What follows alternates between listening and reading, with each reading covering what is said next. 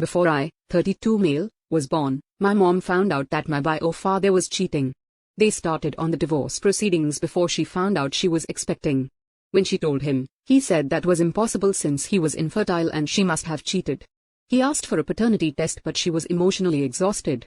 I now suspect he was abusive but she never told me so. So she asked instead that he sign away his parental rights since he was so sure that I wasn't his. Then she moved in with my grandparents.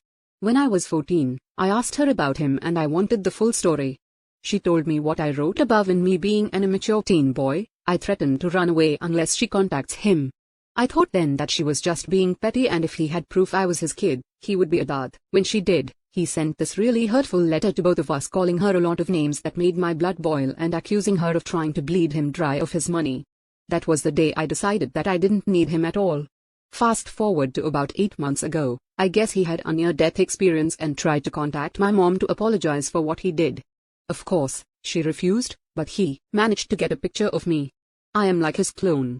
He contacted me saying that he was wrong and immature and wanted to get to know the only kid he had in this life.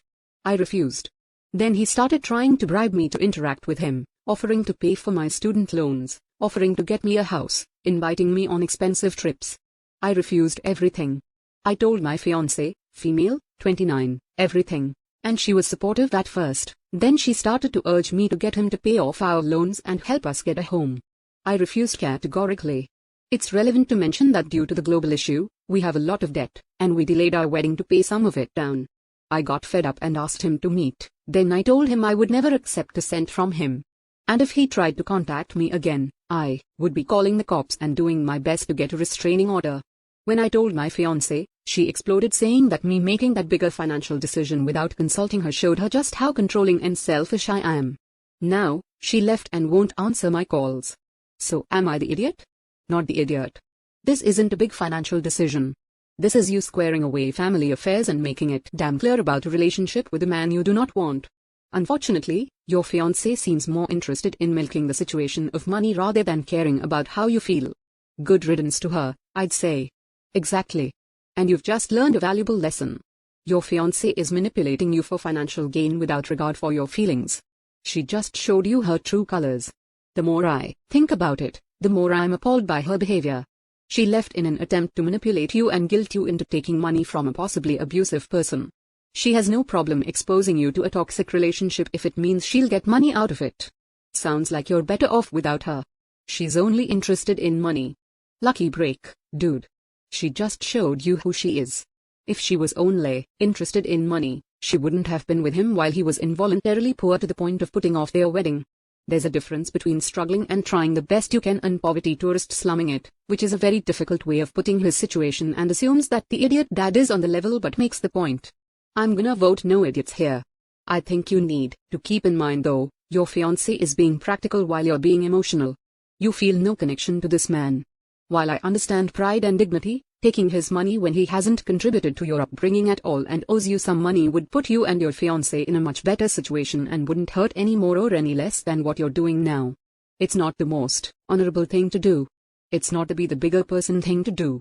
But practically speaking, it would make your life much easier and compensate somewhat for the disadvantages of growing up without a father. I, 33 female, have been dating my girlfriend, 32, for 6 years now. She also has a son, teen, Max, from a previous secondary school relationship. I have a great relationship with both. My girlfriend has 100% custody of Max and his dad pays child support. I moved into my girlfriend's house 4 years ago and I am responsible for housework. My girlfriend is the primary breadwinner, cooks dinners, etc., so we have an efficient house dynamic. Recently, she's asked me if I could pick Max up from school in the afternoon. For reference, Max goes to school at a special school across the city, meaning it would be a 20-minute drive there and back. She said that she would use the train to get to work and I could drive the car. I refuse because I typically finish my housework at midday, have lunch, and then the rest of the day is spent doing my hobbies, knitting and gardening. She insisted I pick him up from school because she had work and she wouldn't make it. However, I stood firm. She since told me that she might have to charge me rent because I don't do adequate housework. First and foremost, I spent my whole morning cleaning the house. She works, does the food shopping, cooks dinners, etc. However, cleaning the house is much more challenging and taxing than the latter three. After this, I told her that I was dating her, not her son, and that he wasn't my responsibility. She told me that it's a package deal and that he is my responsibility as long as I'm in the house for free. In my opinion, this was totally uncalled for. It feels as though she is using rent as a means to manipulate me. After this interaction, she doesn't seem to be her usual self. Am I the idiot? Holy crap. You are the idiot. You finish up by midday and you think you work harder than your girlfriend. Give me a break. Doing laundry and washing a few dishes is nowhere near what she does. And how nasty does a house get that you have to scrub it down every single day for hours? And yes, she has a package deal with the son.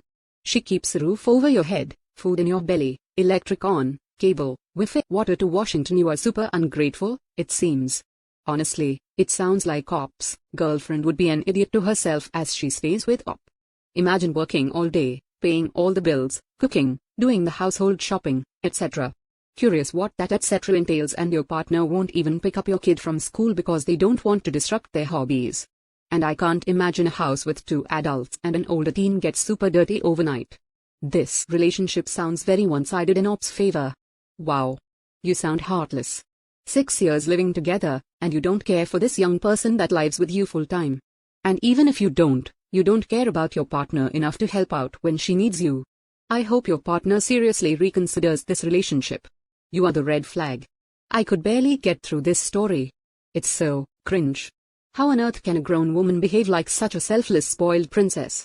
Does she clean at the pace of a snail with a small dainty handkerchief for fear of fainting from exhaustion? Op, you are the idiot. Learn some manners and apologize not only to your girlfriend but also to her son. Even if he doesn't always like you for whatever reason, treating him like he's a burden you can be bothered with will only cement that. A good cherished relationship doesn't have to be romantic. This is your girlfriend's child, not her yappy little dog, and he's nearly adult. Treat him with some respect and care before your girlfriend concludes that she and her son are better off without you. We used to rent out our basement, but our family has grown, so we needed the space. So we gave our tenant 6-month notice to move out. This was over 2 years ago that they moved out. The tenants incorporated a business using our address a month before moving out and never told us. It was a random name, and FedEx packages come to our door that I refused to take because there was no name. I was afraid we were getting scammed. Tenants informed us when they noticed the tracking of their packages and told us then, so I accepted their business packages for the time being. Anyway, when they moved out, we asked them to change their address, so they got their mail. For 1 year, their mail still kept coming, but no FedEx packages. I texted saying, please get your mail, but please change your address. After 1 year, I've started marking their mail return to sender. This person doesn't live here. I don't text them anymore. Last week, a FedEx package to their business arrived at my door, and I refused it, saying, we have no business here. I don't know what that is. I'm not taking it. The old tenant texted me a few minutes later cursing, saying, why did you send my damn package? I said, you don't live here anymore. Stop sending your mail to my house. I think they may have been tracking it. He texted back, but you've always texted me. I live in an apartment now, and I work during the day, so I can't get packages. I have to drive to FedEx and it's an hour away. Just take my package. I said, no. I won't. Update your address. My husband said I should just help out because they were good tenants, but I refused. It smells scammy to me, and I don't like that their business is still listed under my address when they don't even live here. Am I the idiot for refusing to help pick up their packages delivered to my house? Not the idiot. It seems scammy that they incorporated a business at your address a month before their 6-month notice to move out expired. It screams of some kind of fraud being perpetrated. Regardless, if the former tenant wants a mail drop spot, UPS has locations that sell mailboxes for just that purpose. Yes, I'd be more concerned about that than the packages at this point. There's absolutely no reason for their business's official address to be yours for 2 years. I think this is highly suspicious, and you should alert the appropriate agencies. Not the idiot. After 2 years. Wow. Your old tenant has some nerve expecting you to be their free UPS store and then getting mad when you declined. LOL. 2. Be paranoid. It's a little worrisome that they'd be putting someone else's address on some of their deliveries. At this point, I would open the next package of theirs that came to my house because I didn't realize it wasn't ours. Make sure there's nothing illegal inside. I wonder if they're hiding purchases from their partner. Even if nothing sketchy is going on, it's rude to continue to use their old address to get mail delivered, especially when the owners have repeatedly told you to change your address, all because they won't be home to accept the packages. You are not obliged to handle their stuff. Yeah. I think it's far more likely that they want to avoid getting a post box, and they can just use OP as their business hours mail receiver. OP, they can get a PO box for a couple of bucks a month. Not your problem. You've been very generous. Time for them to take responsibility for their own crap. Recently, it was my husband's birthday, and I made and decorated an average-sized themed cake that I put a lot of love and time into. It turned out really nice and was pretty tasty too. I put it on social media and people commented as normal, wishing him a happy birthday and how great the cake looked, along with some of the usual "I'm coming down for a slice." Quite a few friends and family ended up coming over to hang out, and we served them cake over the next day or two. One of my friends who lives far away and is not my husband's friend messaged to say she was coming to our town to visit family at the next weekend, which was about 10 days away, and to save her a slice of cake. I laughed it off, thinking she's joking and saying the meaningless "save me a slice" comments people say and don't expect you to do. Plus, this friend is extremely flaky. She hardly ever follows through when she says she's coming to something or hoping to come to visit. She insisted she was serious and wanted the cake. I said, "We're happy to give everyone who comes over a piece of cake, but can't really take requests to save cake, especially if it means holding back on family and friends who are at our house then. Plus, the cake will be far too old by the time she was planning to come and grow mold." She said to freeze it for her, and I started to get annoyed and said that anyone who comes over would gladly be served cake, but I won't be freezing any cake for anyone. She acted like I was extremely ungenerous and uncooperative and proceeded to act annoyed. The cake was eventually finished quite soon by us and friends and family who came over. When she did come that following weekend, I ended up meeting her with our girlfriends, and we went out, so she didn't even end up coming to my house like she said she would. But she still brought up the cake in front of everyone and saying I didn't save any for her, trying to make me look bad. Technically, she can say I didn't save her any cake and actually refuse to, but I felt the specific scenario was a lot different than she was making out. I'm always a good host and generous with food and gifts, and have given her and all my other friends a lot of food over the years, either as gifts or hosting actual dinners and parties, something she never does. I've made, decorated, and gifted whole cakes in the past, so I found this very upsetting. And when I traveled and visited her in her city at her insistence, she did no hosting at her house, not even a cup of tea. We just went out to eat and paid for ourselves. God, I didn't save any cake for her, and now I'm seen as a selfish and ungenerous idiot. Not the idiot. Your friend is pathetic for being so mad that you didn't deny her husband, his family, and your mutual friends a piece of his birthday cake so you could save it for nearly 2 weeks and possibly give them food poisoning. This is so stupid. Who wants a piece of cake that's so old? Apparently, someone who is super entitled. Jesus, it was just a slice of cake. If they're gonna behave like that over a simple piece of cake, then you might need to reconsider the friendship. Friends don't make us feel the way she made you feel, especially over one slice of stupid cake. LOL. Your friend is a child.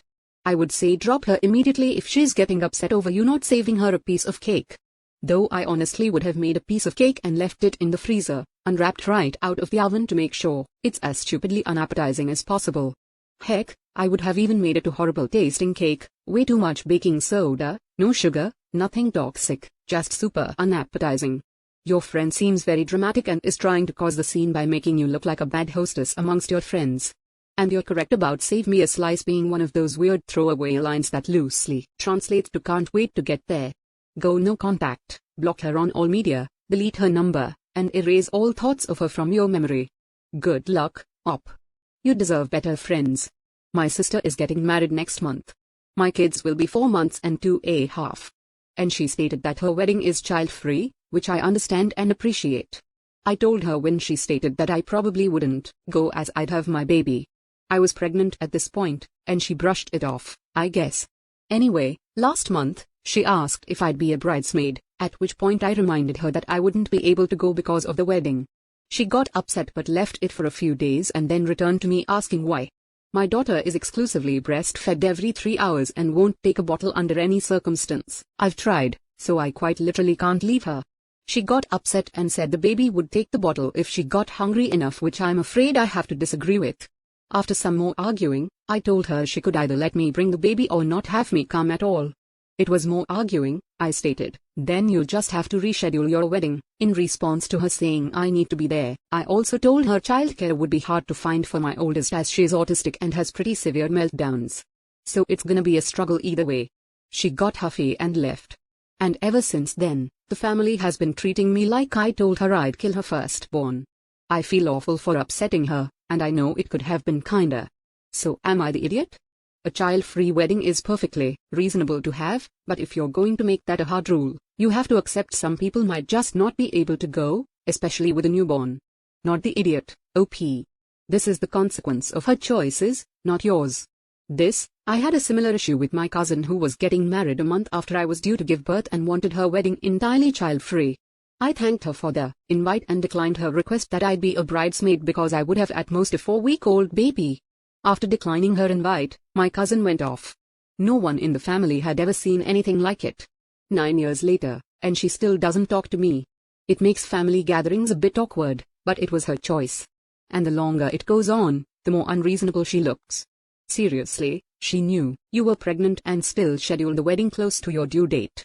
Although it's reasonable to have a child-free wedding, she knew damn well you'd have a baby by then. Could she not make an exception for newborns, though? It's not like they cause chaos by running around and carrying on. They mostly sleep. LOL. I'm sorry, Op. If your sister really wanted you there, she would make accommodations for your children. And they didn't just suddenly appear, she's known all along. You literally can't leave your baby because of feeding. But what sister or auntie doesn't want her niece fed properly? Tell her that if she wants you there so much, she can find appropriate childcare for a special needs child and a newborn and pay for it.